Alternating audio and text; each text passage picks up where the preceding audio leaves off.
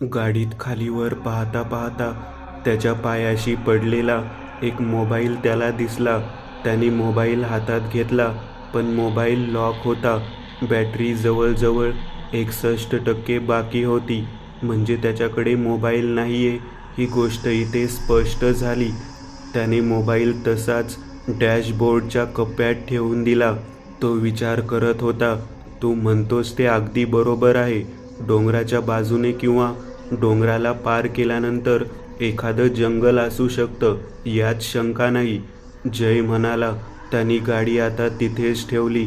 गाडीची चावी त्याने स्वतःकडे घेतली आणि गाडी लॉक केली. पोलिसांना या गोष्टीची खबर पचवायला हरकत नाही, पण ती खबर त्यांना आता नाही, थोडी उशिरा पोहोचवायला पाहिजे. जाधव म्हणाला, सर, यात एक गोष्ट आणखी आहे. ती म्हणजे रवी त्या जंगलातून 2-3 दिवसानंतर परत आला होता. जर हा मुलगा देखील तिकडेच गेला असेल तर तो देखील तिथे मरणार नाही. तो परत येईल, त्याचा तोच परत येईल. सतीश म्हणाला, खरं आहे, त्यांचा तो परत येईल, पण सोबत ते सोनं घेऊन येईल. आणि ते सोनं ज्याच्याकडे जाईल त्याचा जीव जाणार हे नक्की. आपल्याला ती जागा शोधली पाहिजे, जी आपण ठरवून बाहेर पडलो होतो. चल परत एकदा घाटात जाऊ, जय म्हणाला. आणि आता दोघे त्याच्याबरोबर तिथून परत रस्त्याच्या दिशेला आले. गाडीत बसले. जयने गाडी वळवली आणि आता परत एकदा तो घाटाकडे निघाला. घाट सुरू झाला होता. गाडीचा वेग खूपच कमी ठेवला होता. गाडी थोडी थोडी पुढे सरकत होती. त्या भागात ट्रक किंवा इतर वाहनांची वर्दळ दुपारच्या वेळी कमी झाली होती. हळूहळू ते घाट चढत पुढे पुढे येत होते. नजर डोंगराच्या दिशेला होती. डोंगराच्या कपारीतून एखादा छोटासा मार्ग देखील खूप असेल, जिथून सुरुवातीला डोंगर चढून मग तो डोंगर पार करून खाली उतरण्यासाठी पलीकडच्या बाजूला कुठेतरी ते जंगल वसलेलं असावं. ड्रोन वगैरे असतो तर ही गोष्ट लवकर स्पष्ट झाली असती. आता ते घाटाच्या अगदी मध्यवर्ती भागाजवळ येऊन पोहोचले आणि बाजूला असलेल्या डोंगराचा व्यास जरासा बदललेला वाटू लागला. जवळपास पूर्ण घाटाच्या उजवीकडे म्हणजे दरीच्या अगदी विरुद्ध बाजूला असलेल्या डोंगराच्या पायथ्याचा भाग अगदी पूर्णपणे मोकळा दर्शनी होता. पण घाटाच्या अगदी मध्यात डोंगराच्या पायथ्याचा काही भाग जरासा खचलेला दिसत होता आणि तिथं खूप सारी झाडी वाढलेली दिसत होती. ते बघ, डोंगराचा हा भाग, इथे खूप सारी झाडी वाढलेली आहे आणि रस्त्यापासून हा भाग समतल नाहीये, खचलेला वाटतोय. या झाडीतूनच कदाचित एखादा मार्ग असावा, एखादी पायवाट असावी, जिथून आधी रवी आणि मग अंकित गेले असावेत. आपण बघायला हवं, जय म्हणाला. आणि त्याने गाडी आता रस्त्याच्या त्या भागात रस्त्याच्या कडेला उभी केली. तो गाडीतून उतरला. सोबत सतीश आणि जाधव देखील उतरले. रस्ता क्रॉस करून आता ते त्या भागात येऊन बाहेरच थांबले. रस्त्याच्या कडेला थोडासा उतार त्या झाडीकडे जात होता आणि तिथूनच जयच्या मनात शंकेची पाल चुकचुकली, कारण त्या झाडाच्या आतमध्ये जाणारी पायवाट त्याला स्पष्ट दिसत होती. ती रोजच्या वापरातली पायवाट नव्हती. सहसा तिथून कधी कोणी फार गेलेलं नसेल किंवा ये जा होत नसेल, पण तरीसुद्धा तिथे जाण्याचा मार्ग दिसत होता.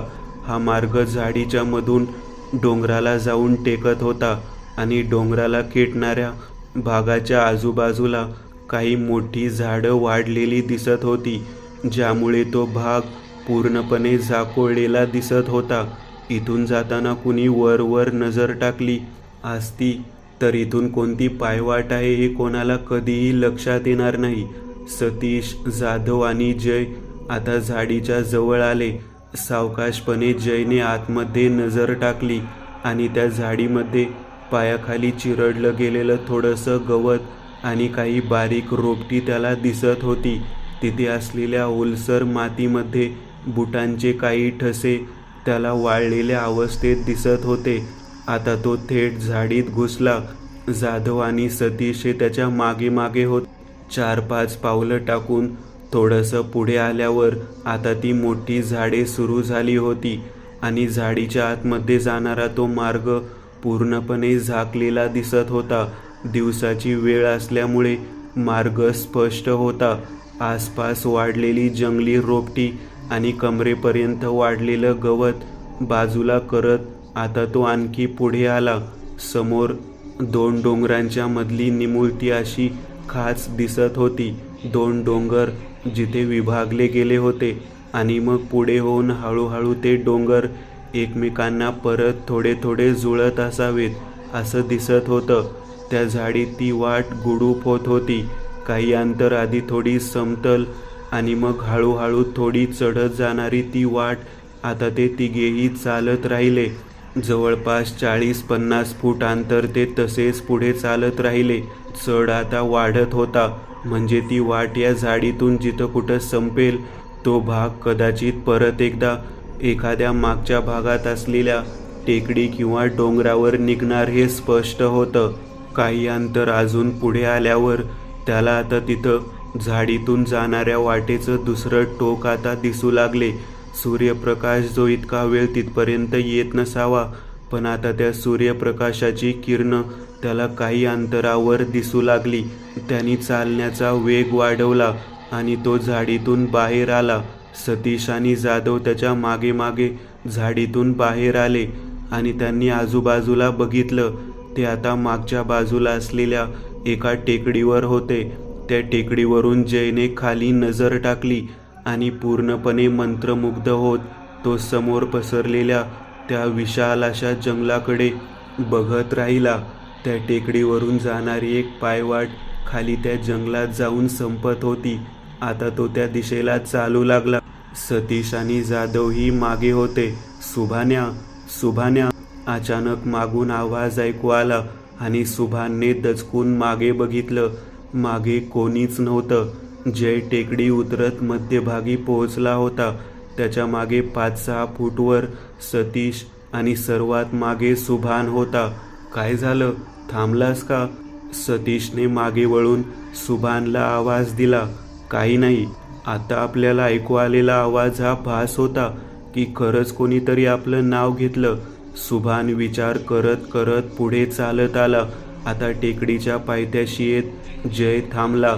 समोर आता 40-50 फूट मोकळी जागा होती आणि तिथून जंगलाची हद्द सुरू होत होती. त्याने सिगरेट काढत ओठात धरली.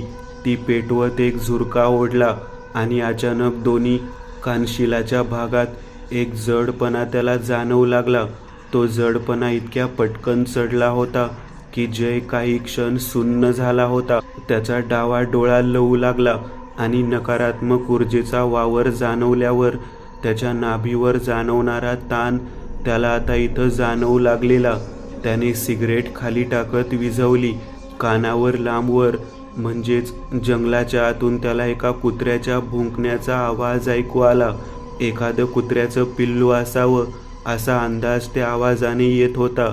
विचित्रच वाटतंय सगळं. सतीश जयजवळ येऊन उभा राहत म्हणाला. म्हणजे तुलाही काही ऐकू आलं का? जयने विचारलं. हो, आत्ता काही क्षणापूर्वी मला एक ओळखीचा आवाज ऐकू आला, पण एकदाच. नुकतंच 2 महिन्यापूर्वी माझा एक मित्र अपघातात वारला होता. खूप जवळचं नातं होतं आमचं. आता काही क्षणापूर्वी खाली उतरत असताना मला त्याच्या आवाजात माझं नाव ऐकू आलं. नक्की हा भास होता की आणखी काही माहीत नाही. भास म्हणजे तुलाही भास झाला? सुभान आता दोघांच्या जवळ येत म्हणाला. तुलाही म्हणजे?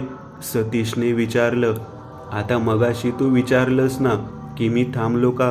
त्यावेळी 2 सेकंद आधी मला माझ्या आईचा आवाज ऐकू आला. काही महिन्यांपूर्वीच तिचं निधन झालं होतं. एक क्षण खरंच वाटलं, पण नंतर लक्षात आलं की हा भास आहे. सुभान आणि सतीशच्या चेहऱ्यावरचे हावभाव बदलले होते. त्यांच्या चेहऱ्याकडे बघून कळत नव्हतं ते नक्की घाबरलेत की कुठल्या तरी संभ्रमात आहेत. आणि तितक्यात जयच्या कानावर परत एकदा त्याच लहानशा कुत्र्याच्या भुंकण्याचा आवाज ऐकू आला. आणि आता त्याच्या लक्षात आलं. तुम्हाला काही ऐकू आलं का? एका कुत्र्याचा आवाज? जयने विचारलं. नाही. आम्हाला तर काहीच ऐकू नाही आलं, सुभान म्हणाला. सतीशनेही मान हलवली की त्यालाही काही ऐकू नव्हतं आलं. माझी बायको गेले 3-4 महिने झाले बेपत्ता आहे. जवळपास 1 वर्षापूर्वी तिने एक छोटंसं कुत्र्याचं पिल्लू घरी आणलं होतं. तिला प्राण्यांची खूप आवड होती. ते कुत्र्याचं पिल्लू पांढऱ्या रंगाचं, अतिशय गोंडस. पाहता क्षणीच कोणीही त्याच्या प्रेमात पडेल असं होतं. म्हणता म्हणता मलाही त्याचा लळा लागला होता. घरात ते असायचं तेव्हा घरात एक प्रफुल्लपणाचं वातावरण असायचं, खेळीमेळीचे वातावरण असायचं. 6 महिन्यापूर्वी त्याला काहीतरी व्याधी झाली आणि त्यातच ते गेलं. ही गोष्ट माझ्या बायकोला खूपच हादरा देऊन गेली होती, कारण तिला खूपच जास्त धक्का बसला. माझ्या माहितीत झालेला हा शेवटचा मृत्यू होता. तुम्हाला जसे तुमच्या आप्तजनांच्या आवाजाचे भास झाले, तसं मला त्या कुत्र्याच्या भुंकण्याचा आवाज ऐकू येत होता. एकदा नाही तर 2दा. इथूनच या जागेच्या जटिलतेची आणि गूढतेची हद्द सुरू झालेली आहे, हे आपण लक्षात घ्यायला हवं. सावध राहा, सतर्क राहा, आणि जर तुम्हाला वाटत असेल की पुढे धोका आहे, तर तुम्ही आलेल्या मार्गाने परत जाऊ शकता. जयने जॅकेटच्या खिशात हात घालत गाडीची चावी सतीशच्या समोर धरली, पण सतीशने चावीला हात लावला नाही आणि सुभानने देखील नाही. नक्की सर, आम्ही परत जाणार नाही. जे होईल ते तुमच्या बरोबरीने फेस करू, सतीश म्हणाला. सुभाननेही मान हलवत त्याला समर्थन दिलं. जय काही वेळ तसाच उभा राहिला. आजूबाजूला तो नजर टाकत होता आणि त्याचबरोबर त्याच्या डोक्यात विचारचक्र सुरू होतं. हळूहळू काही गोष्टींचा अंदाज त्याला आला होता. या जागेत असं काहीतरी भयानक आहे, जे हळूहळू आपल्या मेंदूत शिरायला पाहतंय. कदाचित आपल्या मेंदूमधील पॅटर्नबद्दल या जागेतल्या त्या अदृश्य शक्तीला हळूहळू माहिती मिळत असावी. जंगलाच्या आत शिरणाऱ्या त्या पायवाटेने जय, सतीश आणि जाधव आता आत निघाले होते. तशी अशा प्रकारच्या जंगलात यायची जयचीही काही पहिली वेळ नव्हती, पण तरीही काहीतरी वेगळं वाटत होतं. जणू प्रत्येक पावलावर कोणीतरी त्या तिघांवर नजर ठेवून होतं. अकराळ विक्राळ अशी वाढलेली वड आणि पिंपळाची झाडे, काही चिंचेची झाडेही दिसत होती. वड आणि पिंपळाची झाडं पाहता ती कमीत कमी 90 ते 100 वर्षे जुनी असावी, कारण त्या झाडांचा व्यास आणि त्यांच्या विस्ताराकडे बघूनच त्यांचं वय समजत होतं. एक विचित्र अशी नकारात्मक ऊर्जा प्रत्येक पावलावर जाणवत होती. अचानक वरून काहीतरी खाली पडत असल्याचा आवाज ऐकू आला. जणू उंच उंच झाडाच्या फांद्या भेदत वरून काहीतरी खाली पडत होतं. जयने पटकन वर बघितलं. नीटसं काही दिसत नव्हतं, पण पटकन त्याने मागे वळत सतीश आणि जाधव दोघांना घेत 10 पावलं मागे धाव घेतली. काहीतरी जमिनीवर पडलं होतं, ज्यातून धूर निघत होता. हे काहीतरी विलक्षण होतं. थांबत त्याने आता खाली पडलेल्या त्या वस्तूकडे बघितलं. धूर निघणारी ती वस्तू जवळ येत त्याने बघितली. नारळ. जयने आजूबाजूला बघितलं. तिथं नारळाची झाडं दूरपर्यंत कुठंही नव्हतं. अंगावर सरसरून काटा आलेला सतीश थरथरत होता. जाधव बधीर झालेला. जयने बाजूला असलेली थोडी माती घेत त्या नारळावर टाकली आणि आग विझवली. आसपास नजर टाकत त्याने उभं राहत अंदाज घेतला. आसपास कुठेही नारळाचं झाड दिसलं का? जयने विचारलं. नाही, इतका वेळ आपण चालतोय, पण नारळाचं झाड दूरपर्यंत बघितल्याचं आठवत नाही, सतीश म्हणाला. मग वरच्या बाजूने एक नारळ, तोही असा जळालेल्या अवस्थेत खाली पडतोय. फारच विचित्र आहे हे, जय म्हणाला. चला, जास्त विचार करण्यात अर्थ नाही. जय तिथून आता पुढे चालू लागला. काही अंतर पुढे आल्यावर अचानक त्याची नजर जमिनीवर गेली आणि त्यावर उमटलेले बुटाच्या सोलचे निशाण त्याने पाहिले.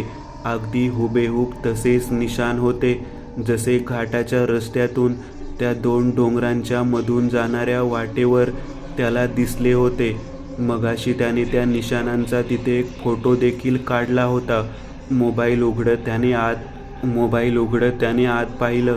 पहिले तर नेटवर्क गेलं होतं, पण कॅमेरा आणि त्याच्या मोबाईलमध्ये सेव्ह झालेला तो फोटो त्याने उघडला आणि आता तो फोटो जमिनीवर दिसणाऱ्या त्या निशाणाबरोबर तो मॅच करू लागला.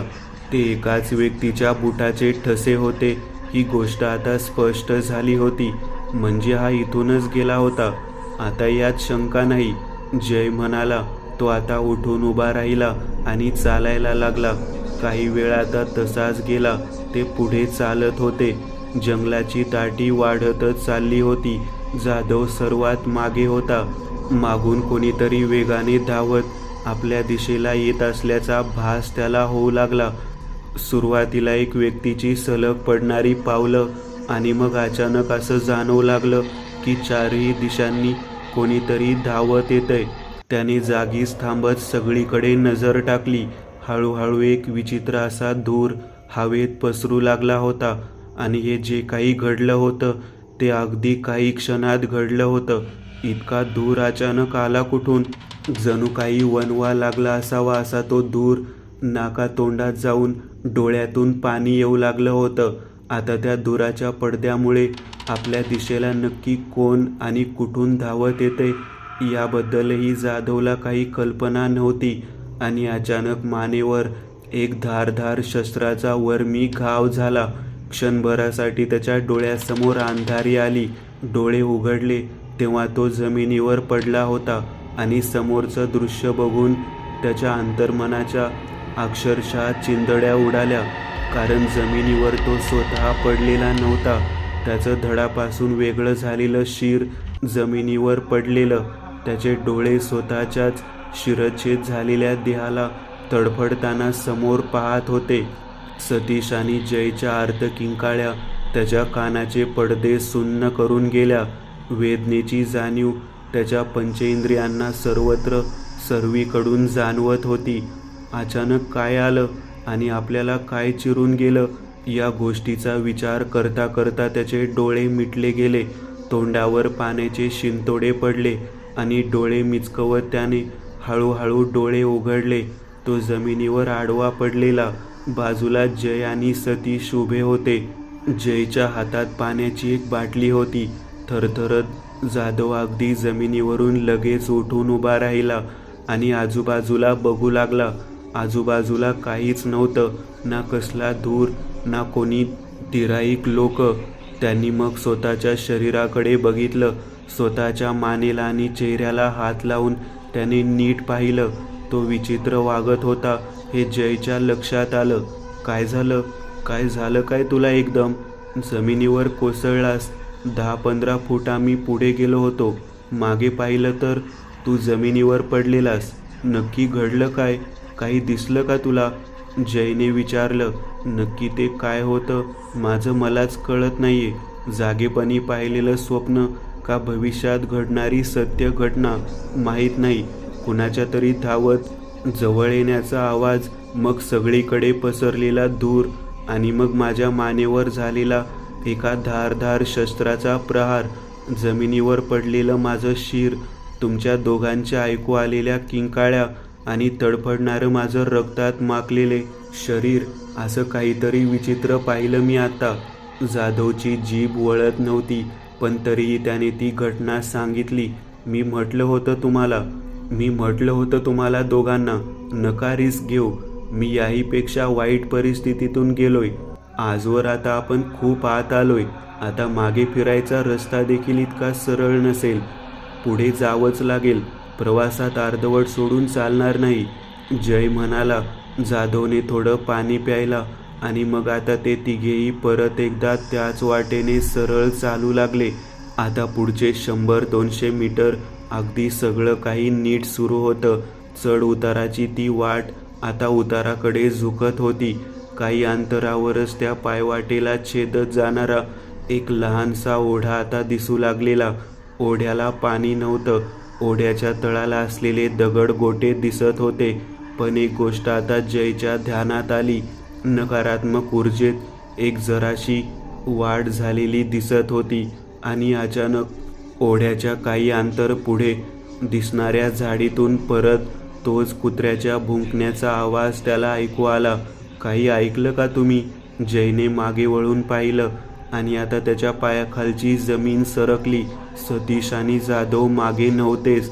परत एकदा त्याच कुत्र्याचा आवाज ऐकू आला आणि दचकून त्याने मागे पाहिलं, कारण यावेळी आवाज एकदम जवळून आला होता आणि त्याने समोर पाहिलं. तेच कुत्रं 6 महिन्यापूर्वी मेलं होतं त्याच्या समोर उभं होतं. अनिशाने त्याच्या गळ्यात एक साखळी त्यावेळी घातलेली होती आणि त्या साखळीला एक छोटीशी घंटी बांधलेली.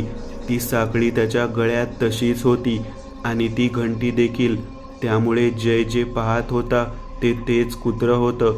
जयकडे बघत ते विचित्र आवाजात भुंकायला लागलं. कुत्र्याचं ते पिल्लू जे इतर वेळा अतिशय गोंडस आणि निरागस वाटलं असतं, ते आता त्याच्या विचित्र अशा भुंकण्याच्या आवाजाने भयानक आणि विचित्र वाटत होतं. ते एकाच जागी घुटमळत होतं. जयचं मन भीतीने काठोकाठ भरलेलं. अचानक बाजूच्या झाडीतून एका स्त्रीची आर्त किंकाळी त्याच्या कानावर पडली. तो दचकून त्या बाजूला वळाला. झाडीच्या त्या भागातून वर उठणारा धुराचा लोट त्याला स्पष्ट दिसत होता. काय होतंय नक्की? हे सगळं खरं घडतंय की हाही कोणता भास आहे? जसा जाधवला झालेला. आपसूक त्याची पावलं त्या झाडीच्या दिशेला चालू लागली, जिथून धूर आकाशात उठत असलेला दिसत होता. त्या कुत्र्याचे भुंकणं आता बंद झालं होतं. जाता जाता त्याने त्या दिशेला कटाक्ष टाकला. आता ते कुत्रं तिथं नव्हतं. या गोष्टीचा तर त्याला धक्का बसला होता, पण डोक्यात एक भीती अशी देखील होती की सतीश आणि जाधव यांना देखील काहीतरी झालेलं आहे. पण का कोणास ठाऊक त्याची पावलं त्या झाडीकडे वळू लागली. झाडीतून थोडंसं पुढे येत त्याने समोर थोडीशी मोकळी जागा बघितली.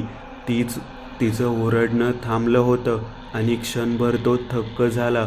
10-15 लाकडांचे ओंडके शेकोटीसारखे उभे रचून ठेवलेले ते जळत होते आणि त्याच्या खाली मध्यभागी एक स्त्री पूर्णपणे जळत होती. ती मांडी घालून बसलेली होती, पण तरीही तिचं शरीर अजूनही हालचाल करत होतं. तिची ती किंकाळी इतका वेळ ऐकू आली नव्हती.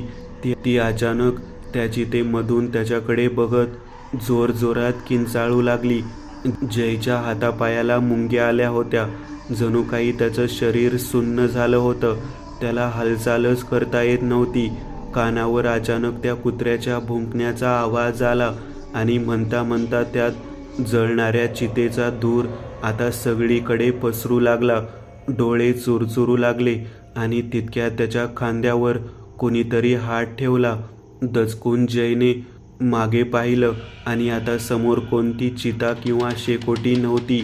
समोरच्या मोकळ्या जागेत काहीच नव्हतं आणि त्याच्या मागे सतीश आणि बाजूला जाधव दोघे उभे होते. तुम्ही दोघे कुठे होता? जयने विचारलं. सर, आम्ही तुमच्या मागेच होतो. त्या ओढ्याच्या जवळ येत तुम्ही काही वेळ थांबलात. मागे पुढे पाहिलं. आम्ही दोघेही तुम्हाला विचारत होतो की काय झालं. तुम्ही काहीच उत्तर दिलं नाहीत. तुम्ही दचकून इकडे तिकडे पाहत होतात. आमच्याकडेही तुम्ही पाहिलं, पण काहीही न बोलता तुम्ही थेट नंतर उजव्या बाजूला झाडीकडे चालू लागलात. आम्ही तुमच्या मागे आलो आणि आता अखेर राहवलं नाही म्हणून तुमच्या खांद्याला हात लावून तुम्हाला थोडंसं जागं करण्याचा प्रयत्न केला. नक्की काय दिसलं तुम्हाला? सतीशने विचारलं. ओढ्याच्या जवळ येऊन मागे पाहिलं तर तुम्ही दोघे नव्हता. ते कुत्र्याचं पिल्लू समोर दिसत होतं आणि अचानक या झाडीतून मला एका बाईच्या किंचाळण्याचा आवाज आला. आकाशात धूर उठत होता. आपोआप माझी पावले या दिशेला वळली गेली आणि मी इथे आलो. एक स्त्री लाकडांच्या शेकोटीच्या मध्यभागी पूर्ण जळालेल्या अवस्थेत मला आता इथे दिसत होती. अचानक धूर पसरला आणि सगळेच दिसेनासं झालं. कसले भास होत आहेत काहीच कळत नाहीये मला तर, जय म्हणाला. जयने डोक्याला हात लावला. हातातल्या बाटलीतलं थोडंसं पाणी त्याने प्यायला आणि आता परत एकदा ते मुख्य वाटेवर आले. ओढा ओलांडून आता ते समोर झाडीत शिरणाऱ्या वाटेवरून पुन्हा एकदा काही अंतर पुढे चालू लागले. जवळजवळ अर्धा-पाऊण तास झाला होता. हातातल्या घड्याळात 1 वाजलेला दिसायला लागला होता. काही अंतर पुढे येत आता अचानक झाडीच्या आतून कोणाच्या तरी चालण्याचा आवाज ऐकू आला. सतीशने त्या दिशेला बघितलं आणि अंदाज घेतला आणि जवळजवळ 50-60 फूट दूरवर दिसणाऱ्या झाडाच्या मागून एक माणूस चालत येताना दिसत होता. त्याच्या अंगावरचे कपडे हे फॉरेस्ट डिपार्टमेंटच्या गणवेशासारखी दिसत होते. खांद्याला एक छोटीशी बॅग होती, हातात एक बंदूक, पायात बूट आणि डोक्यावर टोपी. तो चालत चालत आता मुख्य वाटेच्या दिशेलाच येत होता. सर, ते बघा. सतीशने जय आणि जाधव दोघांना त्या दिशेला बघायला सांगितलं.